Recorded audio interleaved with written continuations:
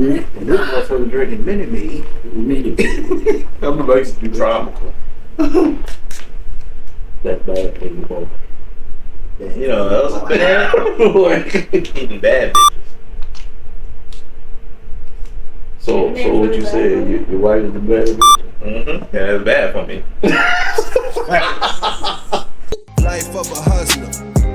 They say put the leg work, and if you want it bad, you'll taste that shit on the bad days till your head hurt. Nigga, fuck the hate, no slow route. Talking bullshit you don't know about. I've been in this bitch trying to get right. It's a bit tight, I'ma roll out like no hate, nigga. One thing, underdog, I'm a young king. And I don't not know nigga who be on they grind, and we all want something. Keep it pumping ever since I. Cause you know what? Ask me what I got in my bank account right now. What? $0? Yep. Cause of her? Anybody said? Yep. How? But it's Christmas week.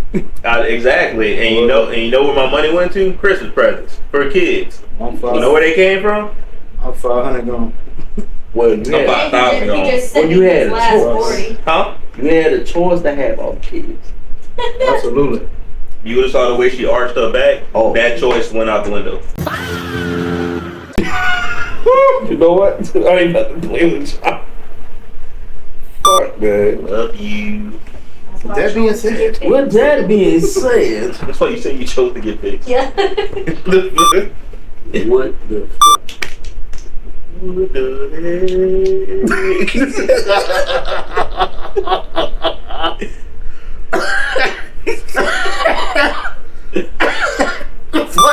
Oh my god.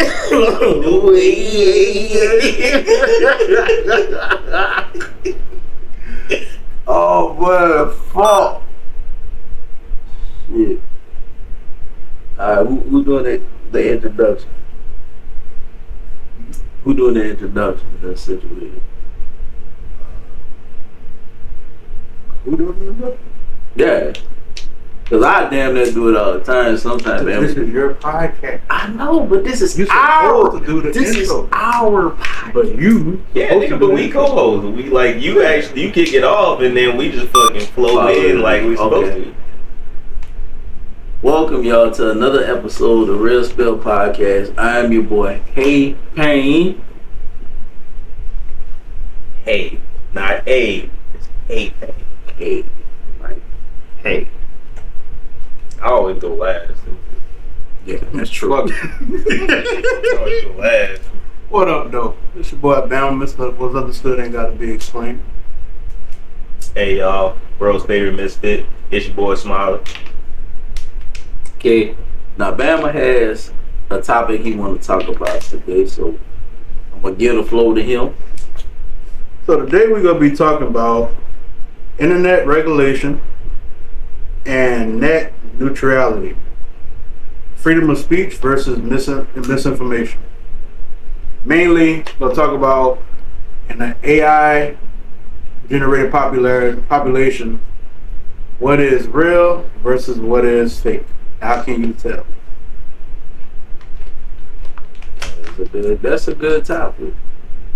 And majority of these AI videos, I ain't gonna lie, some of them be spitting facts to say that they're fake videos. But also it could trick you a lot. You know what I'm saying? Because some of them is like realistic fake, like you know it's fake, but then they going over the edge, bringing like people like Tupac, Biggie, even Chris Benoit. You know what I'm saying? Like, I'll say not even that, bro. Some of them you can. We've been watching AI videos long enough now that you can actually spot when a motherfucker is fake. But sometimes they really do have those that sometimes you have to question yourself if it's fake or not. But then you have those over the top ones, like a motherfucker get smacked or some shit, and then they just fly like 15 yards back. You can tell those fake. Oh yeah, no, 100%. Nah, but some of them like they look realistic. Like they got like say amusement park ride crash or something like that. yeah. But it looked real as a motherfucker. So you think, but it's to the point now to where you can't take things face value. Now you damn near gotta Google or look at the news and see if this shit really happened. Yeah. Yeah. You know what I'm saying? So it's it's cool because people getting creative, whatever like that, but it's very misleading and misinformation. You know what I'm saying? Because say if we see a video and we take it for that face value and we think that it's shit real, most likely we're gonna start telling other people about it. And that's now how you carry the shit on more and more people, whatever like that. So the shit kind of getting out of hand. Yeah. But Yeah. like I said, you never want to stop people from being creative, but especially in the social media areas, like if you make stuff that's controversial or whatever like that, are you really doing more benefit or are you doing more harm? That is true. Because it's basically a harm because most of the content creators is taken away from their views. You know what I'm saying? It's going into something that's not even real, but we have people that wake up every day creating content, and then we get overshadowed by fake videos. And that's why, like, YouTube was supposed to be doing, taking all those videos down. The AI automation. Even the channels that you don't see their face, people don't see their face. Cause a lot of people do. Okay, now wait a minute. They need leave Zach D Films alone. That's the only one. That's the only one. Do not touch Zach D Films. That motherfucker be teaching shit. It's crazy. Yeah, it's crazy. I That agree. motherfucker be teaching some shit. But it got benefit to some. You know what I'm saying? But for the most part, it's kind of like the new age of social media. Like, it got its perks or whatever like that, but it also got bad shit. That go with it too. So it's like a lot of things in life, you know what I'm saying? Like, it got its perks and it got its bad sides. If you smoke too much, you'll be high as a motherfucker. You'll be feeling good, but it'll also make you make irrational decisions. Wow. You know what I'm saying? Same thing with drinking. Drinking is cool. You know what I'm saying? Until you fucking get drunk. Oh yeah, especially You know what I'm saying? especially with King Yella. I've been seeing King Yella get drunk. Dude was in an interview with 605. I think that's his name, 605.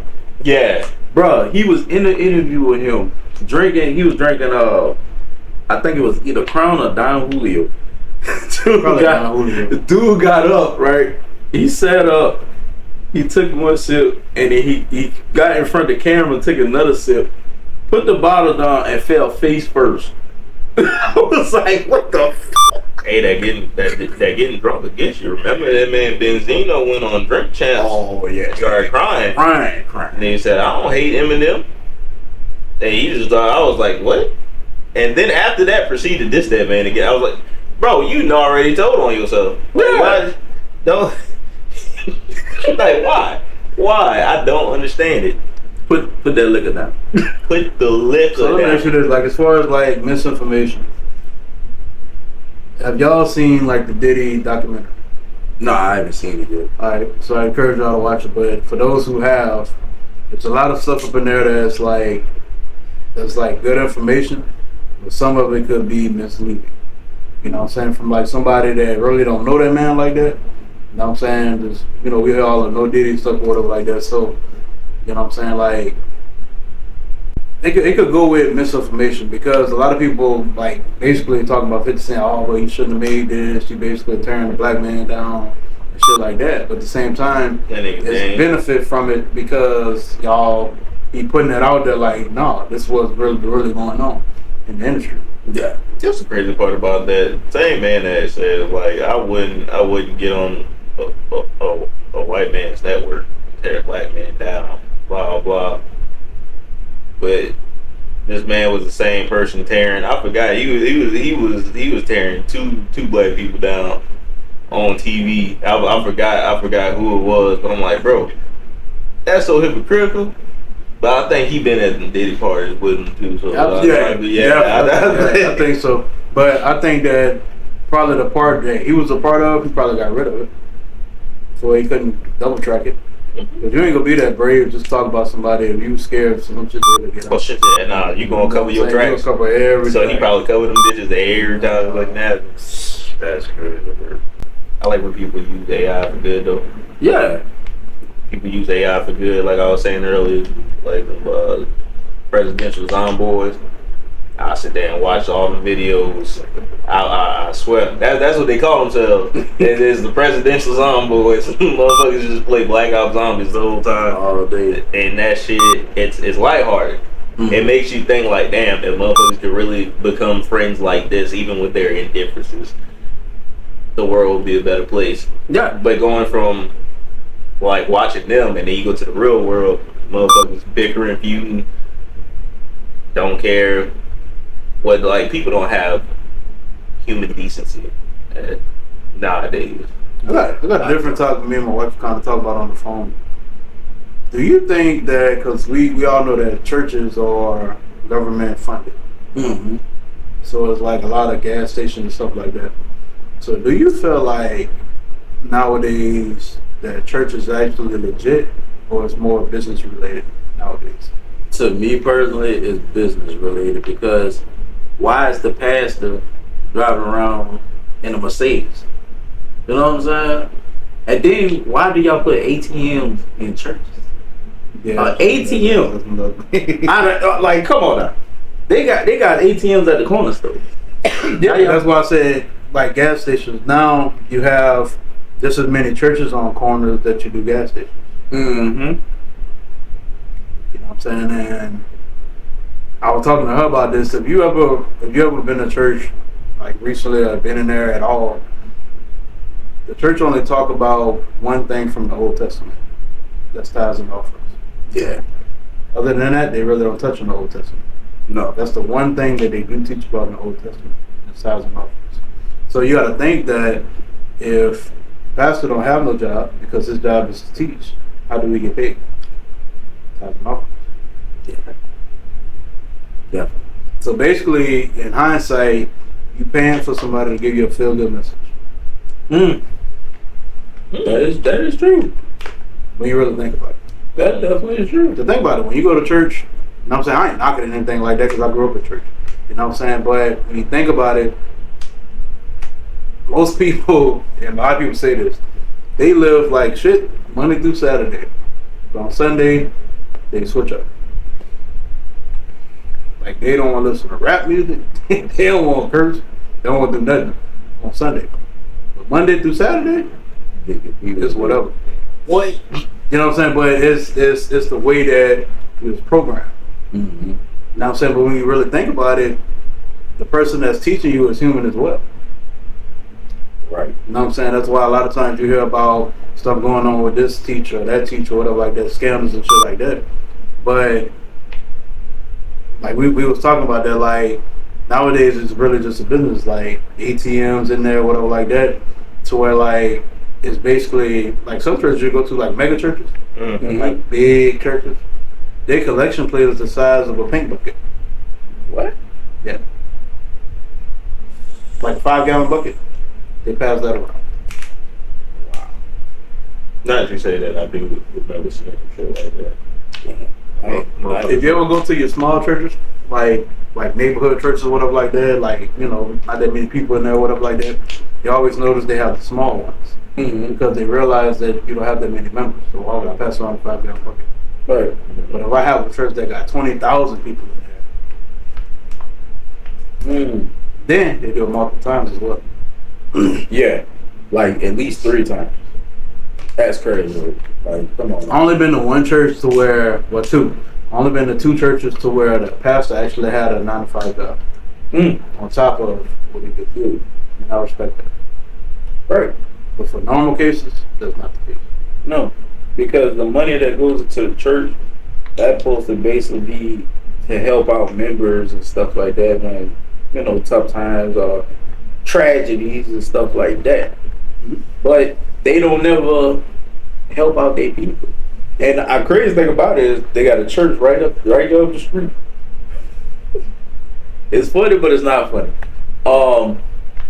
Dude had stole, well, not saying stole, but he took money from the church. Borrowed. When you say borrow, dude took money. If you ain't borrowed that motherfucker, you stole it. Yeah, basically. But took that money to buy his son a house. They caught this nigga. And basically, like I said, I don't know full details, but he resigned his position. I was like, wow, like literally in the middle of church, he literally said he resigned, and once he did that, closed the book, walked out. All the members that was on stage and then walked out with him. I was like, what the? And I just heard about this. I ain't see this, but that was crazy work. I don't know if he, with the legal actions that they taken for this situation, but that was crazy. Well, like I said, you got to realize that churches are government funded, which means that churches get loans from banks just like anybody else get loans. But their loans is different. They get what's called like a PPP loan. You know when everybody was getting a loan? Right. A PPP loan, you don't have to pay that back. Which means that a church could get a loan for, like I said, $1 million, something like that. And they could build this big ass building or whatever like that and do whatever they want, but they don't never have to pay that money back. Which means that whatever they take in from tithes and offerings, they pocket. Damn. Which means that that's why you have the pastor riding around in the BMW. That explains it. I want a Lexus. I want a BMW. But it's even nowadays, I personally don't go to church because it's more become like a Sunday's best dressed day. Fashion show, like It's a fashion show. like Jenna said. It's a fashion show to where like everybody go see who could drip the hardest. Mm-hmm. You know what I'm saying? And it ain't, you're missing the point. And a lot of gossiping. A lot of gossip. Like, bro. But that's just where it at. But I think that's where it at. To where like it's religion based on relationship now. You know what I'm saying? To where like it's easy to get caught up in religion. You know what I'm saying? But nowadays we lack that relationship because we're depending on somebody that's on the pulpit to teach us everything we need to know. That's a fact. The funny thing about it, even though we was talking about the jingle earlier, do you know that most of the slave masters actually used the Bible to manipulate their slaves with? That's crazy.